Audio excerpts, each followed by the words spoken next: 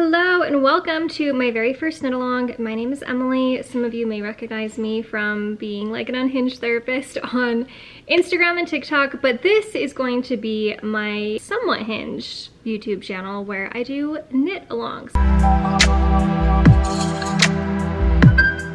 A knit along is basically where we are knitting the same pattern at the same time, and I am kind of going through each step of the pattern and I'm explaining things to you and I'm showing you what it should look like. Sometimes when you're starting to knit, there's like abbreviations you don't know, you're having to Google a lot of things. I just feel like it's helpful to have somebody knitting the exact same thing. So that's what we're gonna be doing. This time, we're starting with vest number 1 from My Favorite Things Knitwear. As far as the pattern, I will link it in the description, go buy it. I like to keep my patterns on my phone, so I have a folder on my computer called knitting, and every single pattern that I buy, I keep it there. That way I really easily and quickly know where it is in the future if I want to knit it again. Yes, your eyes are not deceiving you. This is the limited edition Halloween Trader Joe's bag that I stood in a line, but it was only 10 minutes. You know what? I'm not ashamed of it. So I keep all my knitting stuff in Trader Joe's tote because I like to knit as I walk around. I'll just have it over my shoulder, knit, knit, knit. So of course you'll need yarn, which we'll go over in a second. We'll also need your knitting needles. So the pattern is gonna call for a certain size of knitting needle. Feel free to buy that. I would also recommend maybe buying a couple sizes up, a couple sizes down, because we are going to want to get gauge, which I'll also explain in a minute, but you might need to be using a different needle than what the pattern suggests. I will link this. This is my knitting needle kit that I'm obsessed with. Has every size of knitting needle from size 1 up to 10. And then there are these different cords, different lengths, different sizes that you can attached to the different knitting needles. There are probably definitely cheaper options. I just love knitting and this is what I got, but I have loved this. I've used this for probably 3 years now and it has not let me down. Other supplies you're gonna need. I like to keep a little baggie in my knitting bag with just like various things. So I have my knitting end caps because knitting needles can be pokey and you don't want your stitches to fall off. I have a measuring tape, stitch markers. This is like a stitch holder. I have lotion, lip gloss, another ruler. To measure your gauge swatch, you don't need this, but this is helpful. The square part is what's helpful because when you are getting gauge, you're gonna use this to count how many stitches you have. So let's dive in, go through the pattern. Let me explain it to you. Let me help you. Let me convince you to be a knitter. That's the purpose of this account. I'm not gonna read full details because I don't want people to be able to knit this without going and buying the pattern. This is the vest that we will be knitting. It is technically made to be worn over like shirts or dresses. I'm gonna be modifying mine a little bit just to be worn on its own. Okay, so the first thing we're gonna wanna decide is what size you are knitting. Now, you might think, well, usually I'm like a size medium. I'm just gonna knit the medium size sweater.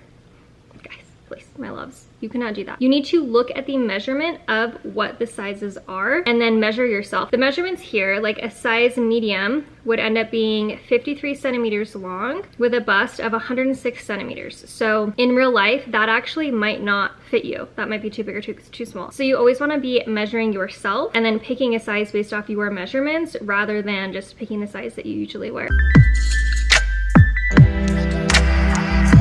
The next thing is they have the recommended needles. So you see they have 3 sizes here. We have 4.5, 3.5, and 3. So buy those needles, try it out, see if you can get gauge. I'll get to that in a minute, but you might end up changing your needle size. You get gauge when you have the same number of stitches in this box as the pattern. So the pattern says you need to have 17 stitches by 26 rows fit in this box. If 17 stitches for you is bigger than the box, you need to size down a needle. If 17 stitches for you is smaller than the box, you need to size up in a needle.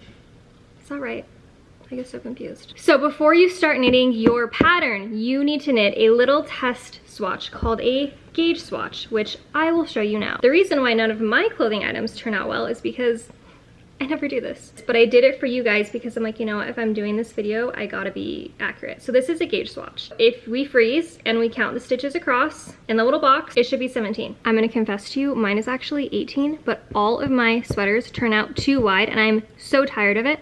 So I'm like, you know what, I'm gonna be okay if this turns out a little bit smaller. So don't necessarily follow me, but I don't know, maybe follow me. So how you're gonna get your gauge swatch? Swatch. You are going to cast on a little bit more than 17 stitches. If you need 17 stitches across, I like to have like a border just because it's easier to count. So I actually ended up doing Did I do 25? Probably. So cast on 25 stitches and then knit for 26 rows and then measure it with 10 centimeters. This is 10 centimeters by 10 centimeters. And you should have 17 stitches in your 10 centimeter box. Then once you have your gauge swatch, you're gonna do what's called blocking, which I also have not done because I hate it. But blocking is where you will submerge your gauge swatch in water and then you will lay it out to dry and you will see if the size of the yarn changes. Some yarns, they stretch out a ton after they're washed, or they like maybe shrink a little bit. So you just wanna make sure that your finished product is gonna fit you. So I would recommend blocking your swatch, which I have never done before, but I will do it once again for you guys. On here, you're seeing a bunch of different numbers. That is just for each size. So 200 grams is for the extra small, and then 350 is for the XXL. They have recommended yarn brands. I am not the best at following this. Like I said, I'm kind of a bad knitter, but I did this time. So, So I have the Heavy Merino from Knitting for Olive in the color Dusty Olive. Kind of regretting my color choice, but that's okay. And then I'm gonna be holding it together, aka I'm holding 2 strands and knitting at the same time with the Silk Mohair from Knitting for Olive. I really like Knitting for Olive yarn. I've used it on a lot of projects and I think it holds up fine.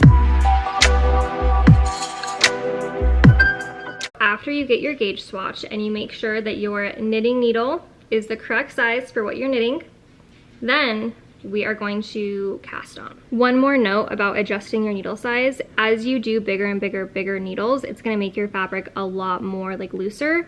And as you go smaller and smaller and smaller, it's gonna make your fabric a lot tighter. Okay, so starting off, we are going to be casting on the amount of stitches that match the size of your pattern. So if you're doing an extra small, you'd be doing 28. If you're doing a double XL, you'd be doing 36. That's what those numbers mean. I like to go edit on my phone and adjust and say like what needle size I'm actually using, because then later on I can remember like what I did, because often I will forget like what needle size did I use. And especially if I'm always knitting with the same yarn, my theory is I won't have to do a gauge swatch in the future, because I'm like, well, I already know that using a needle size 6 gets me 17 stitches for every 10 centimeters on this yarn. Right? I also find it helpful to know what you are knitting when. Like, I think sometimes my biggest mistakes have been because I didn't understand what part of the sweater I was knitting. So you can see I've already started here. So in this pattern, you actually start knitting from the back of the neck down. Another modification I'm making is I looked up on Ravelry. Ravelry is like the knitting journal website where people post the patterns they've knitted. They tell you what kind of yarn, what size of needle, pictures of how it turned out, whatever. It's really, really helpful to get an idea of like how a project actually looks versus how the pattern designer like photographed it. But I noticed a lot of the vests, they come out kind of far on the shoulders, and I don't know, I don't want mine like that. So I am wanting mine to come in a little bit more. So what I did is I measured where I want my sleeves to end. So if I want my edges of my sweater to stop, I need to stop my increases earlier. So on the pattern, let's say you're knitting the smallest size, extra small, it wants you to increase until you have 58 stitches. I didn't do the last set, so I stopped at 48, and you can even kind of try it on as you knit. I mean, this would be on my back, but that's a really hard angle to film. So you can see that it actually does look like it's stopping about where I want it to stop. We're gonna knit this piece until it's 18 centimeters. And then we're gonna come back and we are going to do more. Let me see, anything else you need to know? You cast on your stitches using the long tail cast on method. Okay, so the first thing you're gonna do for long tail cast on is you're gonna make a slip knot. Then you're gonna kind of like part the curtain. You're gonna grab this one with these fingers, and then you're gonna kind of bring your ring finger and your pinky to hold these bottom. So you want it to be like a diamond shape. And then you just put this on your needle. This needs to be pulled tighter. Have your diamond shape. Why is this so confusing? Over this loop, over this second loop, pull it in the middle, right there. There you go. When it says WS, that means wrong side. So the wrong side is all of the purl stitches. That's how you tell which is the right side, which is the wrong side. This is the wrong side. This is what purl stitches look like. They're kind of like, they're like more horizontal. The threads are. This is the right side, where you can see all of the little V's of the knitting. One other problem you might run into is casting on the 5, 4, 6 new stitches at the end of the row. I like to use what's called a backward loop cast on. How do I film this? Let's try something else. Okay, so when you get to the point where you need to increase, you need to cast on 5. You're just gonna make a little backwards loop. So you're gonna flip it to make a loop, and then you pull it. And that's how you cast on. Flip the bottom over the top. Done. And then one last note on yarn. You can definitely go to your local yarn store, but especially with the Knitting for Olive yarn, I have found that ordering it directly from the Knitting for Olive website is like $3 cheaper per skein. How do you say that? Skein? Than it is at the yarn store.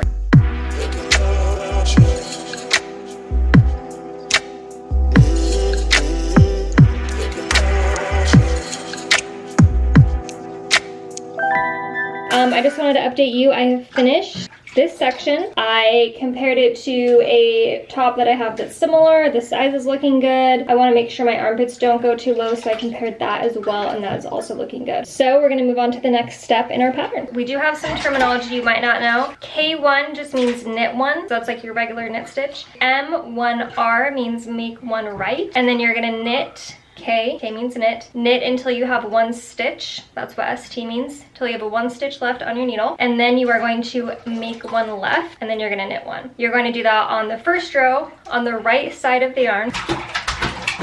Then your second, third, and fourth row, you're gonna do in stockinette. So that's just knit stitches, purl stitches, knit stitches. And then you're gonna do the first to the fourth row again 3 times in total. So once you finish knitting in stockinette, you go back to that first row direction and you knit 1, make 1 right, knit 1, blah, blah, blah. And you do that until you have 6 new stitches added to your work. You guys, we have the completed back yoke. Modifications that I made. I did 2 centimeters shorter because I didn't want the sleeves to be so deep. And I think I could have even gone shorter, honestly. But it'll be fine. You can check your gauge as you knit it. Mine ended up being 2, 3, 4, 5, 17 and like a half. Okay, let's look and see if there was anything else on the pattern that you might be confused about as you knit. Okay, so you have your first row RS, and then the part where it says second through fourth row work in stockinette stitch.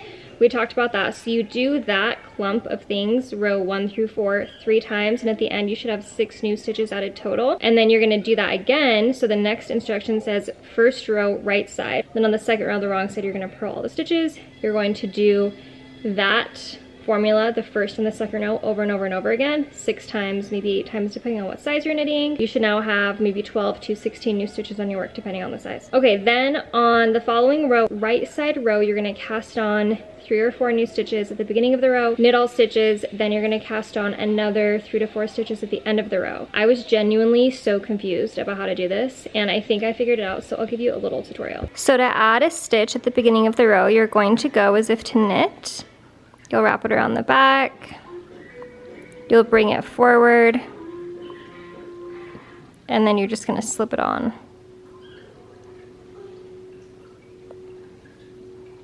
Like that. So I ended up adding my stitches and then knitting them at the beginning, and then when I got to the end, I just flipped the needle and I did the same thing, and then I didn't knit them. Hopefully that's okay. Okay, and then you're just gonna break the yarn, and you can put all of these stitches on. You can leave them on this thing if you have my same knitting kit, or you can put them on a piece of scrap yarn, or you can put them on like a knit stitch holder. And yeah, check the sizing. Make sure that this is looking like it's gonna fit you. So this actually should be like, this is what we're knitting. And then this part will come down and around. Okay, that's the end of week 1. I hope you guys enjoyed this. If you have any questions, put them in the comments. I'll try to answer them to the best of my ability, but please, please, please help each other out because you guys probably know way more about knitting than I do. I'm so excited. I feel like this is finally a project that's going to actually turn out because I'm following the instructions.